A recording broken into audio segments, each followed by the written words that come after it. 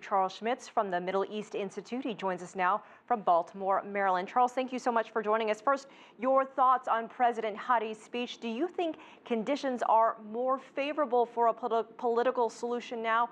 What do you think is next, and how do you see this playing out? Well, as your broadcast noted, there are a lot of details that need to be filled in. There appears to have been some back-channel negotiations. About an hour before the Saudis made their announcement, the Iranian foreign minister said that he expected within hours that there would be some cessation of hostilities. So clearly there was back-channel negotiations going on. I saw one report that said that there is some agreement that Ali Abdullah is going to leave the country, that he will be isolated from politics, that the Houthi have agreed to withdraw shortly from the southern areas that it has occupied, that the Houthi will withdraw from the major cities of the north in a period of 3 months. And that Hadi will return, and that the arms will be turned, the Houthi arms that they took from the military will be turned back over to the military. So it looks like there's some agreement about a staged withdrawal and the rebuilding of a national military, and then a restarting of the political process. There are a lot of ifs in there. And I'm not sure what guarantees either side has given the other for this to happen. That's right. Probably a lot of talking still needs to be had. What do you make of this new Saudi operation following the end of that airstrike campaign called Restoring Hope? There's quite a humanitarian crisis still happening on the streets of Yemen. On the American side, the officials have been saying that they were concerned about the humanitarian crisis and the collateral damage. The Saudi airstrikes hit an Oxfam food storage in the north. There were many civilian casualties in the large explosion yesterday in Sana'a.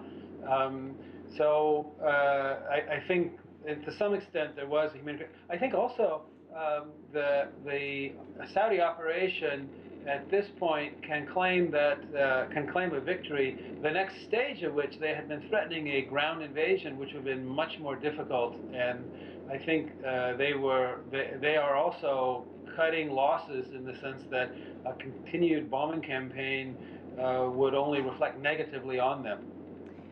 You know, we've also been talking about U.S. Navy ships in waters near Yemen. Talk about the significance of that positioning. There's been speculation that they were sent there to block any Iranian weapon shipments to Shiite Houthi rebels fighting in the country. The entire conflict has to be taken in the context of the greater negotiations in the Middle East, particularly the nuclear agreement between Tehran and Washington. The Saudis are concerned about that. They're concerned about U.S. commitments to Saudi defense. They kind of forced the United States into this operation, and the United States then made an effort to show that they very much back the Saudis and back the Saudis what they're doing. They gave them UN cover for what they're doing, and I think part of the sending the ships to counter the Iranian ships that are on their way is to show the Saudis that the United States does have a commitment to their defense in spite of the agreement with Tehran. And Charles, you did mention the Iran nuclear talks. They're about to get underway again, resume. How will the situation in Yemen, what's been happening there, influence the final negotiations? Do you think it will have an influence? No, I don't. Not between Washington and Tehran. I believe that there's been some side talks there about Yemen, but that certainly is not going to derail or change the negotiation between Tehran and Washington.